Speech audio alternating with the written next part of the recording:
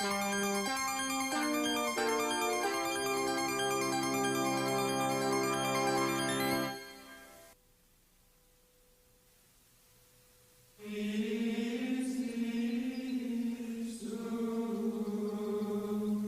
é a igreja mais antiga e venerada do mundo.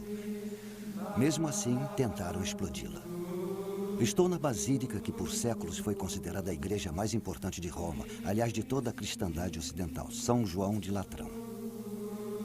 Esta igreja foi fundada por Constantino o Grande no ano 314. Ela recebe fiéis há mais de 1.600 anos. Até que, em 1993, na nossa década, uma bomba explodiu, danificando gravemente a antiga basílica, uma bomba plantada por terroristas. Eu sou Edmund Purdon. Na próxima hora, estaremos analisando a relação entre acontecimentos mundanos e os 7 sinais do retorno de Cristo, tais como se vê no Antigo e no Novo Testamento da Bíblia. Estamos nos aproximando da contagem regressiva para o ano 2000. Muitas pessoas vivendo sob o calendário gregoriano veem uma relação entre os terríveis acontecimentos dos anos 90 e o novo milênio, que agora já está batendo à nossa porta.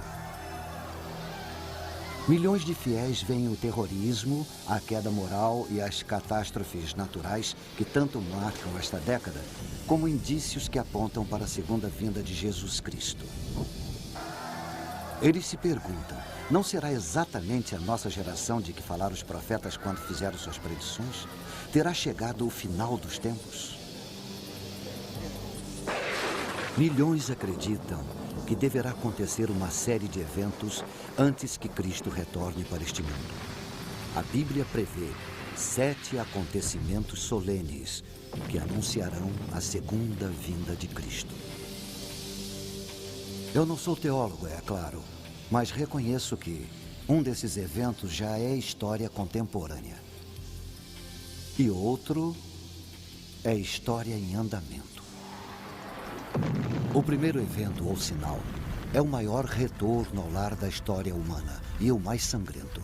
O retorno à terra sagrada do povo judeu, uma promessa bíblica cumprida em nosso século. O segundo é a fusão da Europa Ocidental numa superpotência sem precedentes, uma união que está sendo feita nesse exato momento. O terceiro é a ascensão de um ditador cujas monstruosidades podem superar até mesmo as de Adolf Hitler. O quarto é o predomínio mundial de uma nova religião, cuja divindade será Satanás, o anticristo e o falso profeta, a profana trindade. O quinto é a construção de um terceiro templo de Jerusalém, num local onde hoje existe um dos santuários mais sagrados do Islã. Um local que os muçulmanos prometeram proteger com o próprio sangue. O sexto é a invasão de Israel por exércitos cruéis do norte, que não serão derrotados por forças militares, mas pelo catastrófico poder da natureza de uma magnitude jamais vista. E, finalmente, a batalha mais sangrenta, a mais destrutiva jamais travada por seres humanos, o Armagedon. Mensagens espirituais para o próximo milênio. Os 7 sinais do retorno de Cristo. Distribuição Mundial Filmes.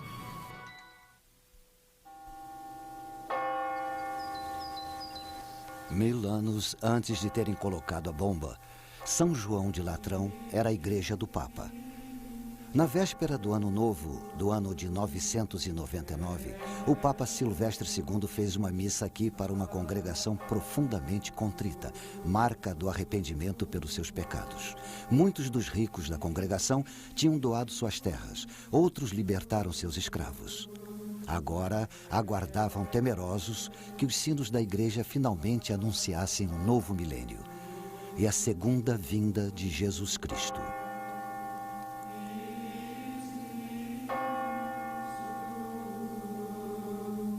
Dobraram os sinos, chegava o ano 1000, mas Cristo não apareceu.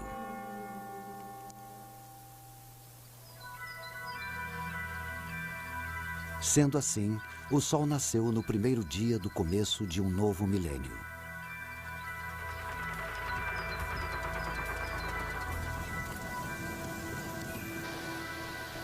Hoje, o milênio que começou no ano 1000 está chegando ao fim.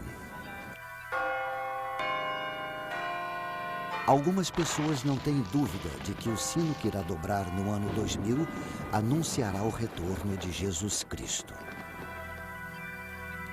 As pessoas procuram sinais, explicações para o aumento de tragédias nos anos 90, terremotos repentinos, vulcões lançando nas alturas jatos de lava incandescente e vapor, escuridão de dia, furacões terríveis e frequentes, assassinatos, terrorismo que nem o governo mais poderoso do mundo parece capaz de evitar, a carnificina da guerra e a ameaça da AIDS.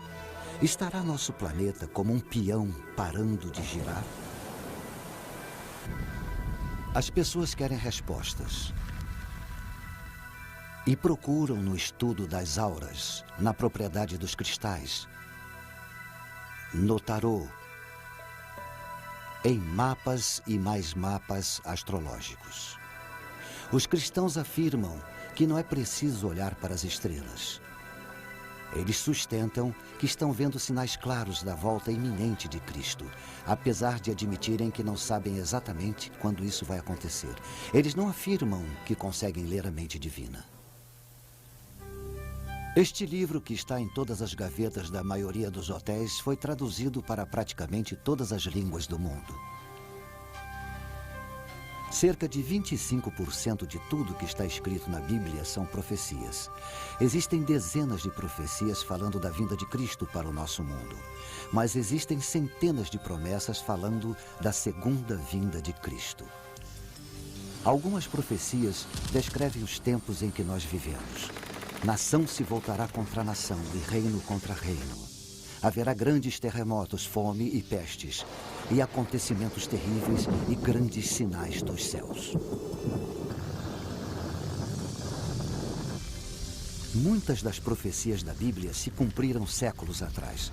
Algumas estão se cumprindo hoje, na nossa época. E existem outras, como a fúria de Deus descendo sobre a terra, que esperamos que só aconteçam no futuro distante. Com a chegada do novo milênio, muitos cristãos se perguntam: será que essas profecias vão todas acontecer nos nossos dias? Vamos nos aprofundar o máximo possível nessas profecias. Veremos que, como as 7 velas de um menorá, elas nos dão 7 sinais para o retorno de Jesus Cristo.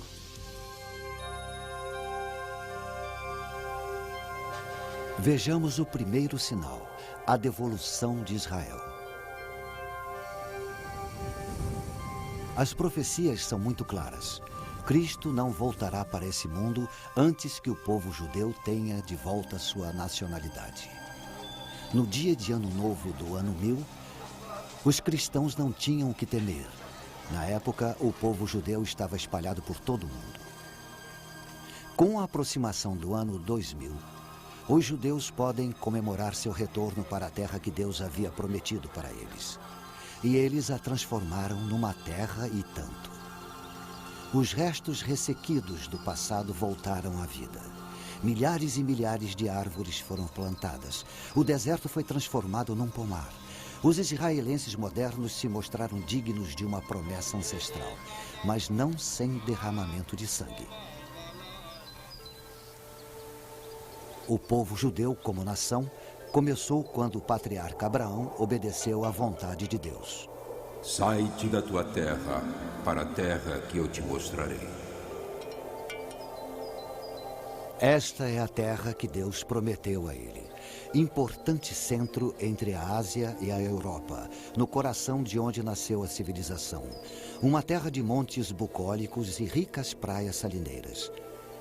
Geograficamente, os antigos judeus foram pegos no fogo cruzado entre as forças do Egito e da Assíria, e cercados por povos decididos a expulsá-los da terra que eles acreditavam que Deus destinara para eles.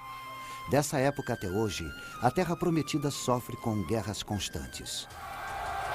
Com o tempo, a Assíria conquistou o reino de Israel ao norte. Suas 10 tribos se perderam na história. Mais tarde, o reino de Judá ao sul foi esmagado pelas forças de Nabucodonosor e seu povo foi levado prisioneiro para a Babilônia. Até que os persas destruíram a Babilônia e os descendentes de Abraão ficaram livres para voltar para a Terra Prometida. Mas a Terra Prometida estava ocupada por Roma. Roma construiu cidades, Roma construiu termas, Roma construiu anfiteatros e Roma trouxe seus deuses. O jugo romano era mais pesado do que os judeus podiam carregar. Eles se rebelaram e foi um levante que a poderosa Roma levou quase 4 anos para neutralizar. Enfim, a fúria de Roma se abateu sobre Israel com violência. Houve uma explosão de judeus em fuga que atingiu todos os cantos conhecidos do planeta. Em seu exílio, eles confiaram na promessa feita pelos profetas. Assim diz o Senhor dos Exércitos: Eis que salvarei o meu povo, tirando-o da terra do Oriente e do Ocidente. E os trarei, e eles habitarão no meio de Jerusalém. Eles serão o meu povo. Mas Jerusalém caiu nas mãos de forças muçulmanas que trouxeram o Islã. Durante séculos, a terra chamada Palestina fez parte do Império Turco-Otomano, até que os turcos foram derrotados na Primeira Guerra Mundial. Isso permitiu o retorno de alguns judeus para sua terra original. Até que nos anos 30, da Alemanha nazista chegaram ondas de ódio aos judeus, que obscureceram as perseguições do passado. Os judeus foram marcados com estrelas amarelas. As lojas judias foram destruídas. Sinagogas foram incendiadas, algumas vezes com a congregação dentro. Aos milhões, os judeus foram levados para campos de concentração num programa que visava a extinção do povo judeu de uma vez por todas. Explode a Segunda Guerra Mundial. Depois da derrota da Alemanha, os judeus sobreviventes do Holocausto foram para as costas de sua antiga terra natal para serem rechaçados em seguida. Então, depois de 9 meses de discussão, as Nações Unidas votaram pela divisão da Palestina no Estado árabe e no outro judeu. Em 14 de maio de 1948, nasceu o novo Estado de Israel. E com ele, o primeiro sinal do retorno de Cristo. As pessoas dançaram nas ruas. Elas vieram cantando. Judeus tão diferentes entre si como Marrocos é diferente de Manhattan. Judeus dos casbás e dos bazares, dos bairros de alfaiates de Nova York, dos esconderijos em Amsterdã, da Inglaterra e da Suíça, do refúgio na Suécia, da Índia e Etiópia, do Iêmen e Detroit. Eles possuíam um laço de união bíblico com uma terra que a maioria nunca tinha visto. Também designarei lugar para Israel e o plantarei ali, para que habite no seu lugar e não mais seja perturbado. Estas palavras do profeta Amós foram ditas há cerca de 2.700 anos. A devolução de Israel para o mundo parecia um sonho impossível, mas uma por uma as barreiras que o impediam foram afastadas. Pelas mãos de Deus, muitos acreditam. Este sinal surgiu em nossa época. Quantos mais se seguirão?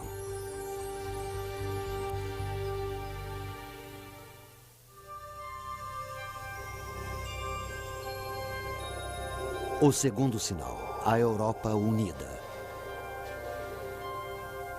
Respondeu o rei: verdadeiramente o vosso Deus é Deus dos deuses, o Senhor dos reis e o revelador dos mistérios.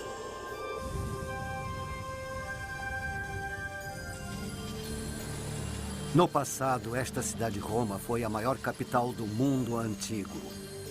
Hoje, Roma ainda é capital.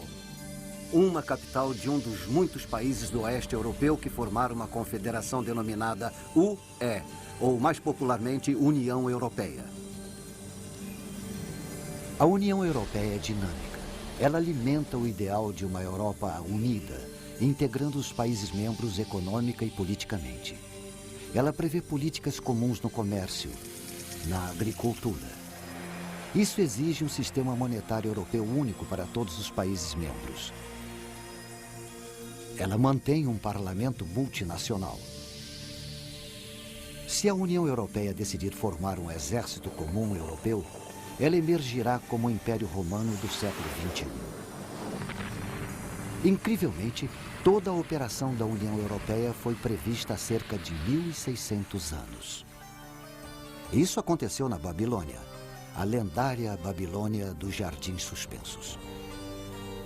O rei Nabucodonosor teve um terrível pesadelo e mandou chamar um visionário judeu chamado Daniel para que o acalmasse.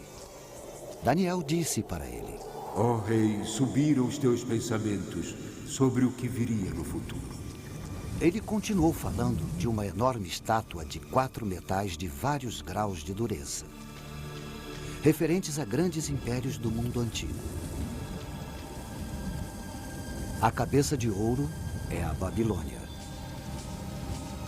O peito e os braços de prata, o Império Persa. E o ventre e as coxas de bronze eram os conquistadores gregos. O triunfo de Roma sobre os outros é representado pelas pernas de ferro da estátua. Muito interessantes são os pés de ferro e barro. Os 10 dedos simbolizando 10 nações que cederão sua soberania a Roma. Daniel também teve uma visão do futuro. Foi tenebrosa. Ele viu 4 terríveis animais saindo de dentro do oceano. O primeiro, o leão alado da Babilônia. O segundo, um urso simbolizando o Império Persa. O terceiro, um leopardo simbolizando Alexandre o Grande e seu império. O quarto animal, o mais terrível de todos, Roma, que devoraria os outros 3. Ele tinha grandes dentes de ferro. Ele devorava e fazia em pedaços suas vítimas e tinha 10 chifres. O profeta continua e diz que só depois que este superpoder de Roma for destruído, Cristo voltará para a terra e estabelecerá um domínio eterno que não passará. Mas a ideia de uma Roma imperial nunca morreu. Os fantasmas dos Césares continuaram assombrando as lideranças europeias. No século VIII, Carlos Magno foi coroado Sacro Imperador Romano. O Sacro Império Romano atingiu seu ápice durante a Renascença, com Carlos V. Napoleão desejou tanto o poder do Império Romano que se autoproclamou imperador. Roma chegou viva ao século XX com Tsar Nicolau e o Kaiser Wilhelm. Os títulos Tsar e Kaiser vêm de César. Benito Mussolini considerou-se durante os 21 anos de ditadura na Itália um César. Com grande entusiasmo, as pessoas o saudavam como Il Duce, Duce, que significa nosso líder, nosso líder. Ele devolveu o antigo nome romano para o Mediterrâneo, Mare Nostrum, nosso mar. O símbolo de seu governo de ferro foram os fasces, um feixe de varas exibido na Roma antiga como símbolo da autoridade. Enquanto governou, ele foi uma prova solene de que, mesmo no século XX, o espectro da Roma imperial nunca chegou a morrer. Hoje, as bandeiras da União Europeia flamulam por cima de muitos dos antigos territórios imperiais. Os Estados Unidos da Europa. Este era o sonho pós-guerra de Winston Churchill e de Konrad Adenauer, o primeiro chanceler alemão depois da rendição nazista. Para esse fim, em 1958, os líderes europeus se reuniram no Monte Capitolino e fundaram o Mercado Comum Europeu, que se desenvolveu até tornar-se a União Europeia que conhecemos hoje. Se a União Europeia for de fato a coalizão de 10 países prevista pelo profeta Daniel, ela irá se tornar uma superpotência política. Industrialmente, ela será uma das potências mais produtivas da Terra. Ela vai sustentar um gigantesco exército multinacional com as armas mais avançadas. E diz o profeta, vai impor um único credo, um jugo religioso a todos dentro de sua esfera. Quem será o senhor dessa superpotência política, esse gigante econômico, esse colosso militar?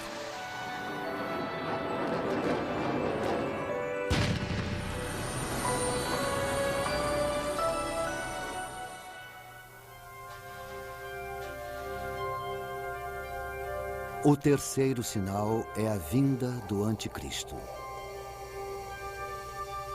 E eis que entre eles subiu outro chifre, pequeno, diante do qual 3 dos primeiros chifres foram arrancados.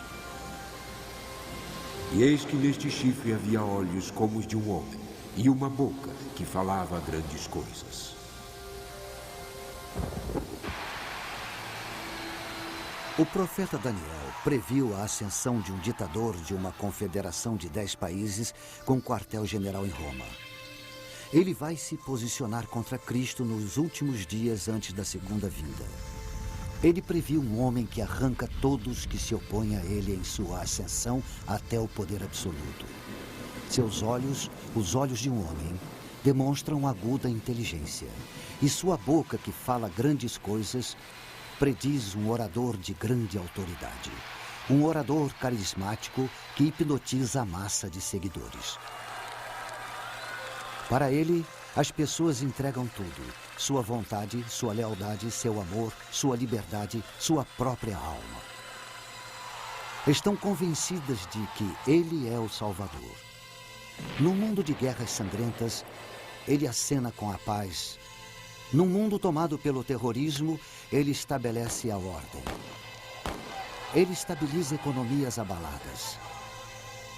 Ele unifica seus seguidores numa nova ordem mundial. Nesse mundo de sofrimento, o nosso mundo parecerá que é um enviado dos céus. Nada estaria mais distante da realidade. Ele é o anticristo enviado de Satanás.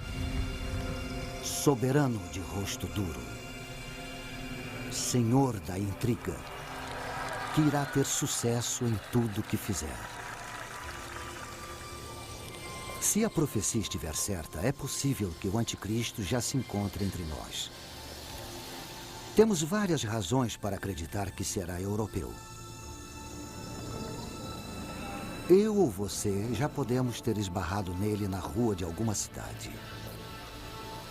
Ou ter sentado ao lado dele num avião. Ou sentado no mesmo banco de praça em Paris. Para milhões de cristãos, ele é o inimigo. Em sua luta pelo poder, ele vai acumular cada vez maior apoio popular. E por que não? Para as multidões profanas do Ocidente que estão cansadas das guerras seguidas e intermináveis. De rivalidades entre grupos e massacres. Cansados de limpezas étnicas, da chaga das drogas, do crescente terrorismo, cansados da aparente falta de sentido da vida. Toda uma geração de jovens vai ver nele um ideal de vida, pela disciplina. Ansiosos por viverem pelo ideal dele e morrerem por esse ideal. Os fiéis têm certeza de que ele vai conquistar o poder absoluto sobre todos os homens, mulheres e crianças dentro da confederação de 10 países, do início até o fim.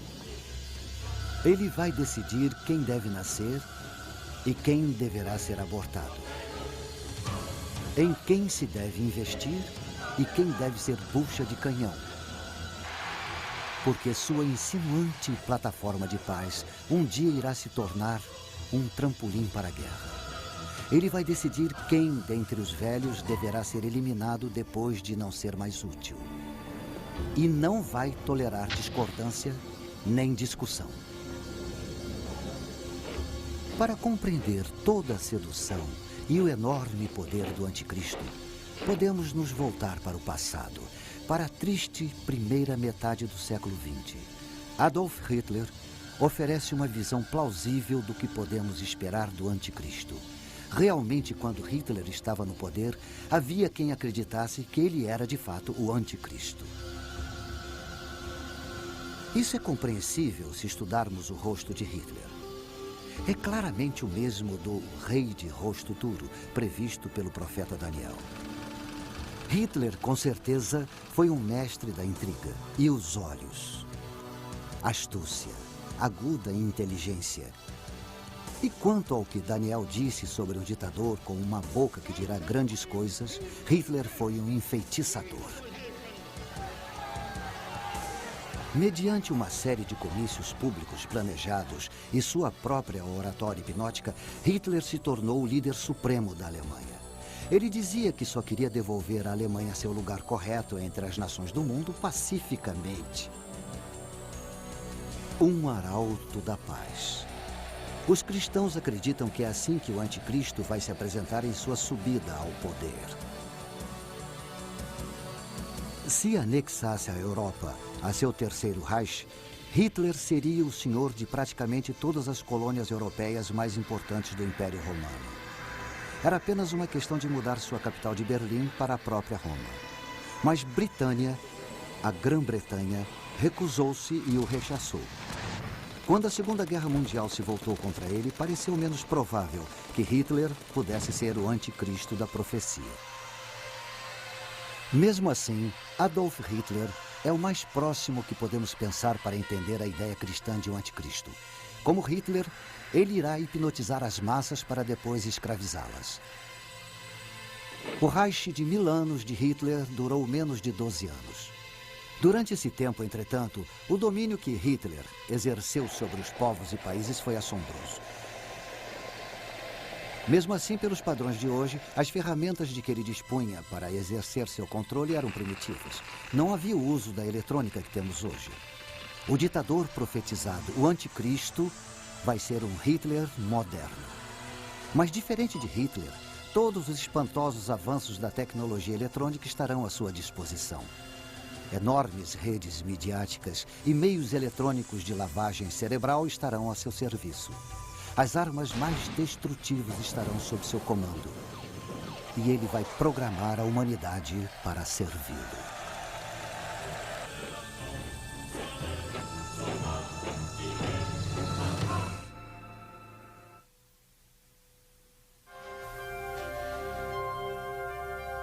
O quarto sinal. Uma nova religião mundial. Também vi uma de suas cabeças como se fora ferida de morte, mas a sua ferida mortal foi curada. As últimas décadas desse milênio já assistiram a um sem número de assassinos e quase assassinos de chefes de Estado. O atentado contra a vida do presidente Ronald Reagan. O presidente foi ferido e sobreviveu, mas tentativas em outros líderes foram bem-sucedidas. O premier egípcio Anwar al-Sadat, Indira Gandhi, primeira-ministra da República da Índia, Yitzhak Rabin, de Israel. Os cristãos se assombram com o assassinato do anticristo, descrito no último livro da Bíblia, o das Revelações ou o Apocalipse. Ele será ferido, é o que a profecia nos diz, mortalmente ferido. Depois, como por milagre, ficará curado. De certo modo, ele vence a morte. Talvez em descarada zombaria, a morte e ressurreição de Jesus Cristo.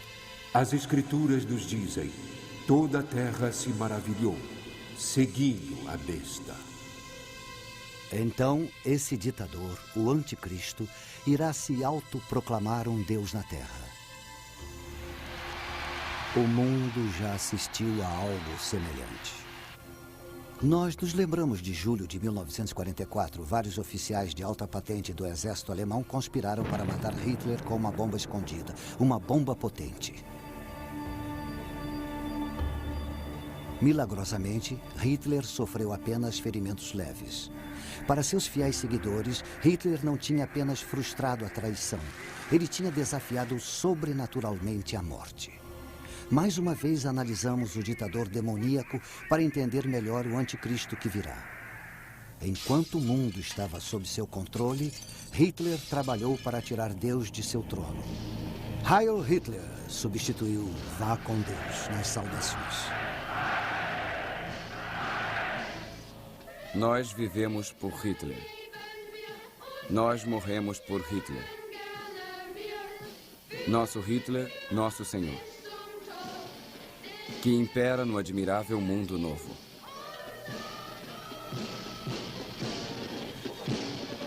Os rituais cristãos foram aniquilados, quando não substituídos pela ostentação pagã. O lugar de honra das Sagradas Escrituras foi ocupado pela autobiografia de Hitler, Mein Kampf. O culto a Hitler alcançou seu ápice no fervor da SS, a elite militar do Führer. As unidades SS cumpriram suas ordens desumanas sob a efígie da Caveira da Morte.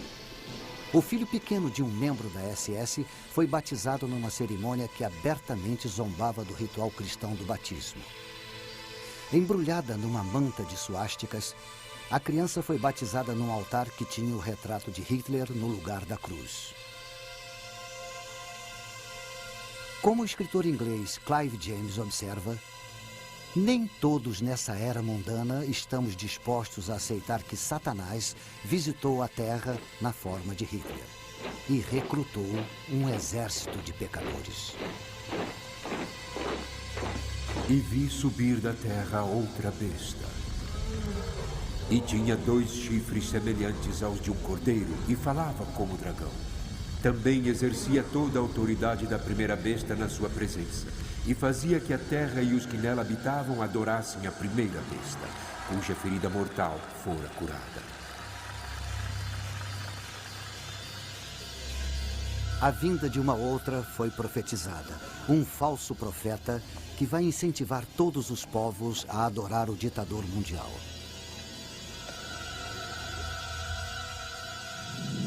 A Bíblia nos diz que ele vai fazer o fogo descer do céu. Mesmo assim, ele não fará de si mesmo objeto de adoração. Em vez disso, irá dirigir a adoração do povo para o ditador, o anticristo. Ele fará as mentiras do anticristo parecerem verdade. E assim, esse ditador, economicamente e militarmente o mais poderoso que o mundo jamais conheceu, irá se considerar divino. Ele vai tentar imitar os milagres terrenos do Cristo. Se Jesus devolveu a visão aos cegos, ele vai empregar talvez tratamentos médicos ainda desconhecidos para a cegueira. Se Jesus fez os coxos andarem, ele poderá recuperar nervos e músculos atrofiados eletrônica ou quimicamente. Se Jesus fez a filha de Jairo voltar da morte, ele poderá, como Frankenstein, usar espantosas novas tecnologias para tentar igualar o milagre. Ou com poderes satânicos, ele poderá genuinamente dominar o sobrenatural para operar seus milagres. Porque a Bíblia diz que é Satanás quem alimenta esta dupla de anticristo e falso profeta. Desde o princípio, Satanás, o inimigo, o enganador, está determinado a afastar a humanidade de Deus.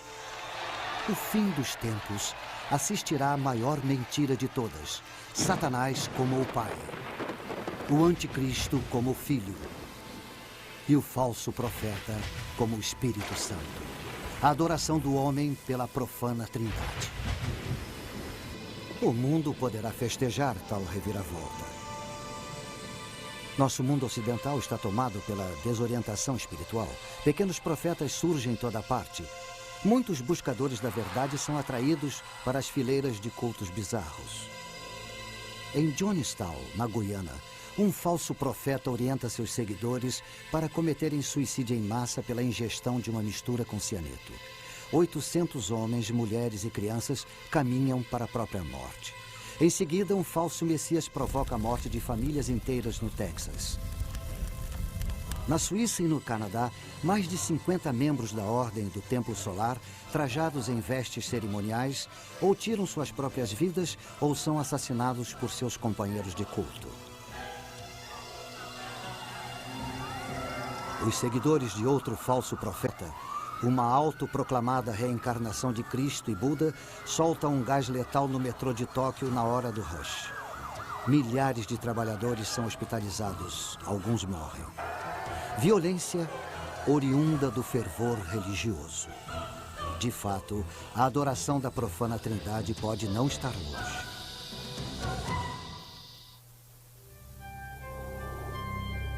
O quinto sinal. a reconstrução do templo.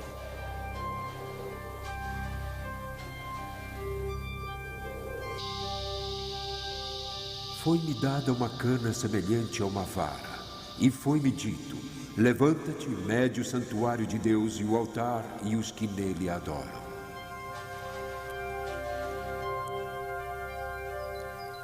Jerusalém dourada, a cidade de Deus.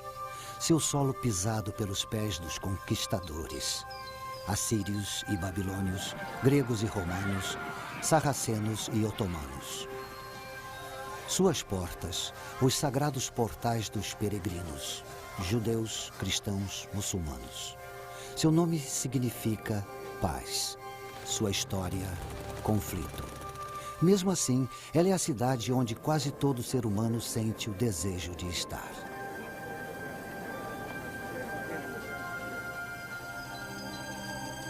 Este é o portão dourado de Jerusalém, silencioso perante a estrondosa profecia. Tanto judeus como cristãos tomam conta desse portão. Para os judeus, é o portão pelo qual o Messias vai entrar em Jerusalém e devolver a Israel sua glória do passado.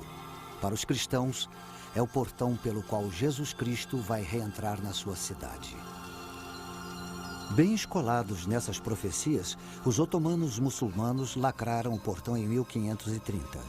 E sabendo que o Messias, como um sumo sacerdote judeu, não pode atravessar um cemitério, construíram um bem grande na frente do portão. Esta é a coroa de Jerusalém, o templo do monte, o monte bíblico de Moriá e o centro da fé judaica. Apesar de ter apenas 35 acres, é o pedaço de terra mais disputado de todo o mundo. Foi aqui, como se vê nesse modelo, que o rei Salomão construiu o primeiro templo de Jerusalém, com os cedros do Líbano. Mas ele foi destruído em 586 a.C. por invasores babilônicos. Por volta de 26 a.C., o rei Herodes o Grande completou a construção do segundo templo. Foi seu maior feito. Para este templo, com ornamentos dourados brilhando em sua fachada de mármore branca, os judeus de todas as províncias do Império Romano faziam suas peregrinações de Páscoa. Foi aqui na corte dos gentios que Jesus, em sua fúria, expulsou do templo os mercadores e ambulantes. A tentativa do imperador Calígula de colocar sua efígie gravada no templo enfureceu de tal modo os judeus que eles se revoltaram contra Roma. No início, tiveram êxito.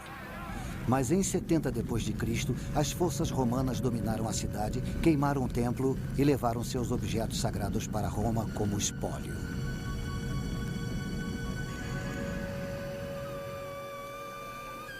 Tudo o que resta hoje dos templos de Jerusalém é uma parede de sustentação feita de pedras enormes de 15 metros de altura chamada Ha-Kotel, ou Muro das Lamentações. De toda a cultura judaica, este é o local mais sagrado.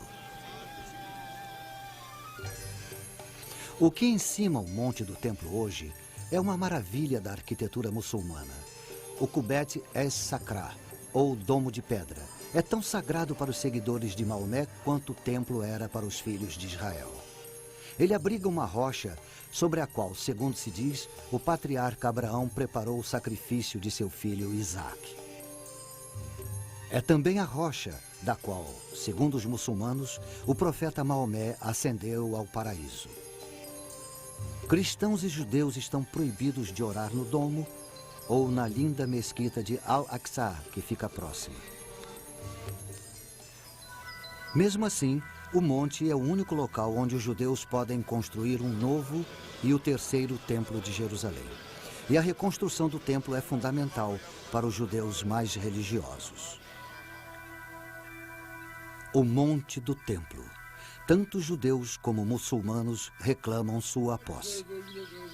Um antigo representante de Jerusalém chamou esse tipo de conflito de uma bomba relógio de dimensões apocalípticas.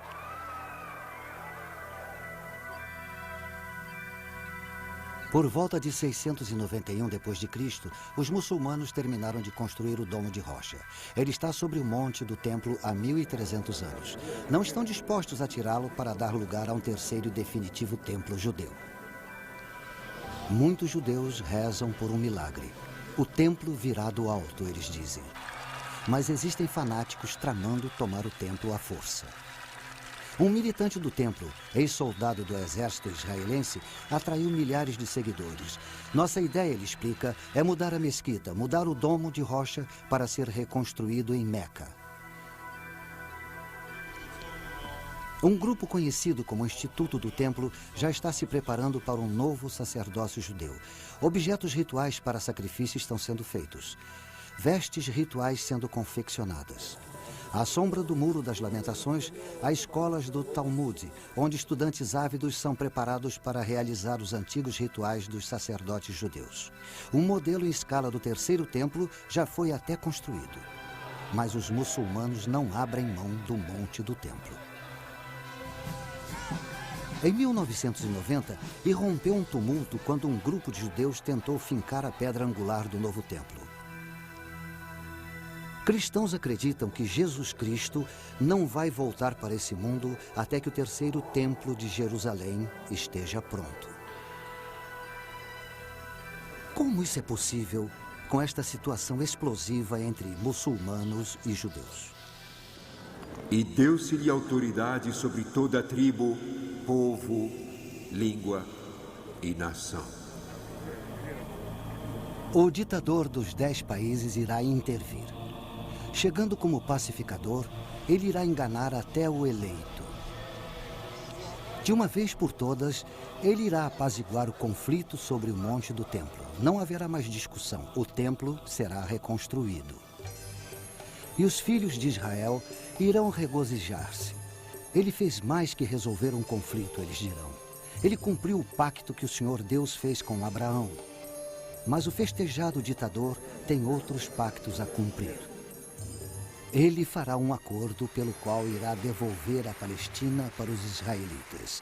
Este pacto marca o início de um período de 7 anos de tribulação, que só vai terminar com a segunda vinda do Cristo. Ele lhes dizia que fizessem uma imagem à besta que recebera a ferida da espada e vivia. Agora, o falso profeta, fonte oculta do poder, entronizará o ditador anticristo no novo templo de Jerusalém. E os que habitam sobre a terra irão adorar a besta, cujos nomes não estão escritos no livro da vida. A imagem dele será adorada, venerada, cultuada. Todos que se recusarem serão mortos. Os israelitas traídos reagirão como seus ancestrais fizeram quando o imperador Calígula tentou pôr sua imagem no templo deles. Vão se revoltar e lutar. E o ditador os fustiga com tal massacre que irá ofuscar o holocausto de Hitler.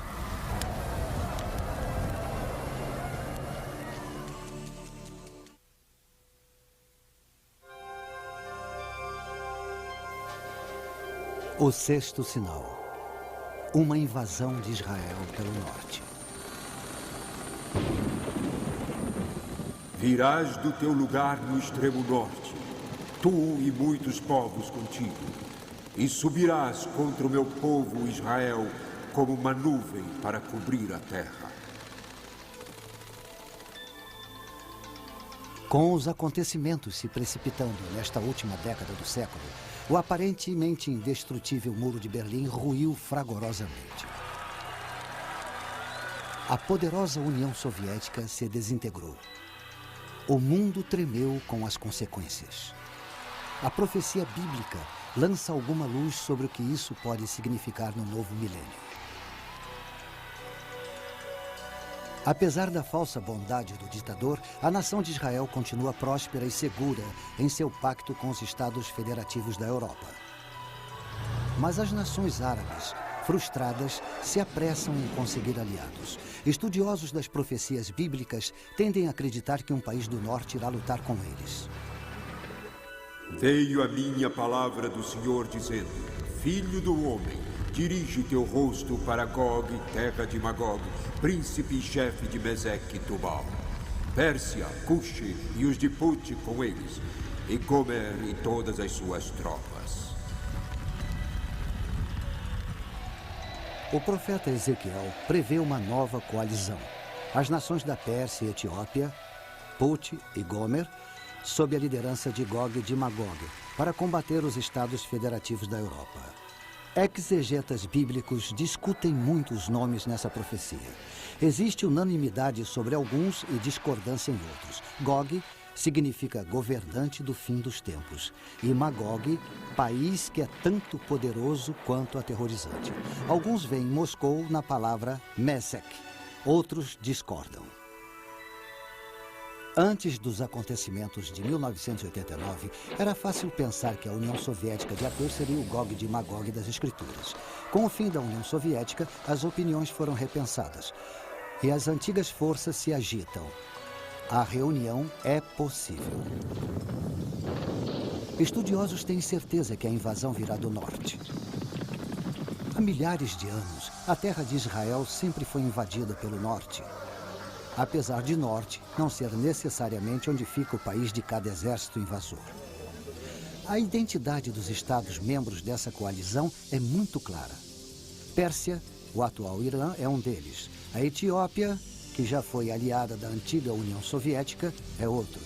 Put é o nome bíblico para o que hoje se chama Líbia.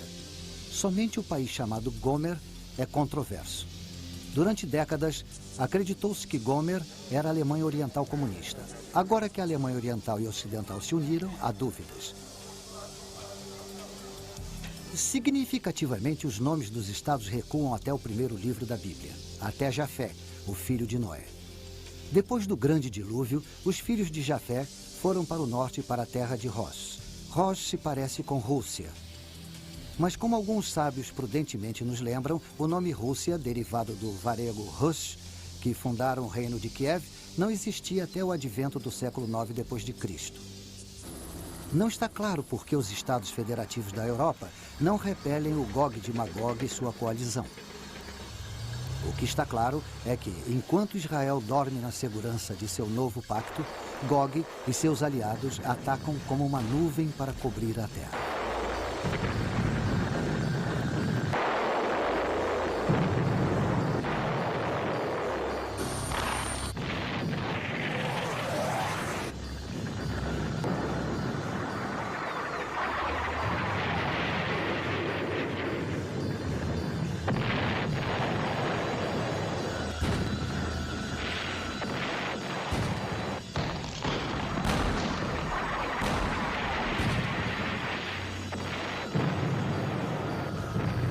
A invasão é um sucesso. Mas os invasores estão confiantes demais. Eles imaginam que já têm o controle de Israel antes de vencer. E chamarei contra ele a espada sobre todos os meus montes. Agora o próprio Senhor Deus mostra sua face ao lado de seu escolhido. Os peixes do mar, as aves do céu, os animais do campo, e todos os répteis que se arrastam sobre a terra, e todos os homens sobre a face da terra, tremerão diante da minha face.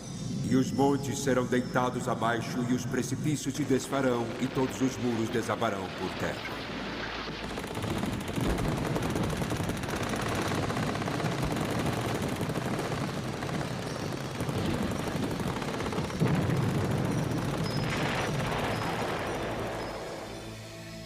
Gog e sua coalizão são destruídos. Tão grande é a devastação que leva 7 meses para enterrar todos os mortos e 7 anos para enterrar todos os terríveis destroços. Mas esta guerra é um mero prelúdio do que está por vir. Zacarias, no Antigo Testamento, profetizou que todos os países vão se lançar contra Israel para travar a batalha do Armagedon. Em 2 de dezembro de 1942, neste local, na Universidade de Chicago, foi feita a primeira fissão nuclear. No átimo de segundo desse primeiro clarão atômico, iniciava-se uma nova era. A era da energia nuclear e a da guerra nuclear. Se a profética batalha do Armagedon for inevitável, será um holocausto de natureza nuclear. Se isso vier a acontecer, pode-se dizer que a batalha teve sua origem neste local, onde está hoje a escultura comemorativa de Henry Moore. O sétimo sinal. A Batalha do Armagedon. Pois eu ajuntarei todas as nações para a peleja contra Jerusalém.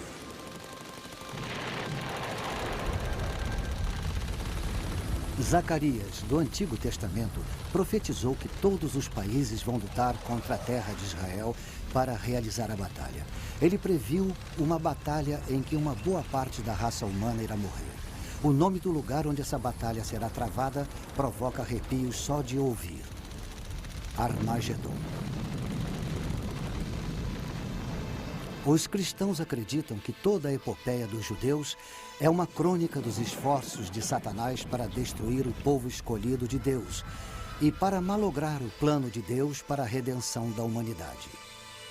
O tempo é chegado em que esse adversário de Deus fará um grande último esforço para atingir seus objetivos.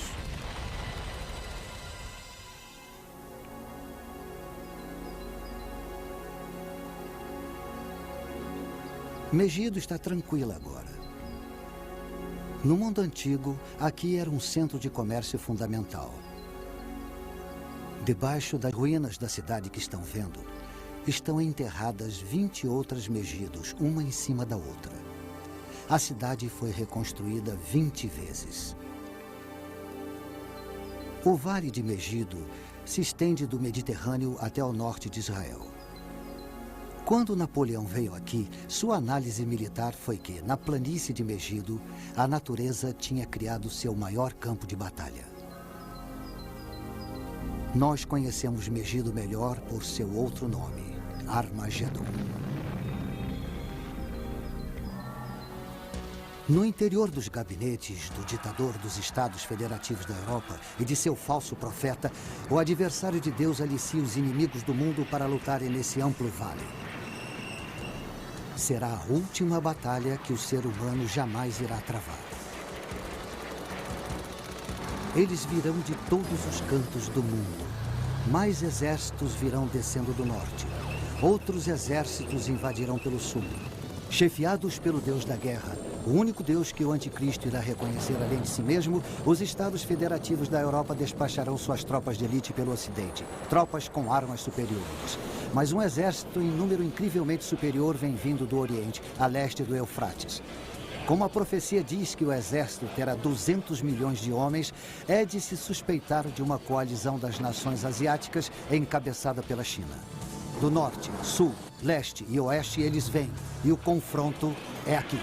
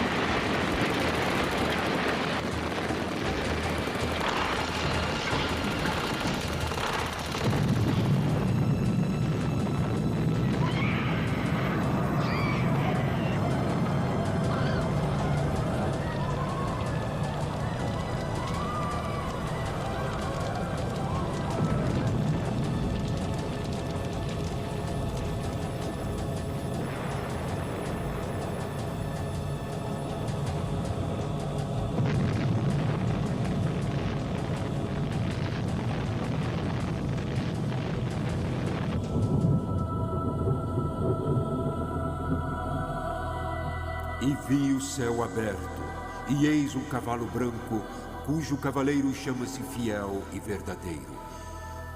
No manto sobre a sua coxa tem escrito o nome: Rei dos Reis e Senhor dos Senhores. Cristo, que retornou em sua glória, julga as nações ímpias. De sua cidade sagrada, Jerusalém, ele irá reinar triunfante e seu reino será eterno. A profana trindade está esmagada. Satanás foi banido para sempre. Os redimidos da humanidade vivem no êxtase do reino soberano de Deus sobre o universo.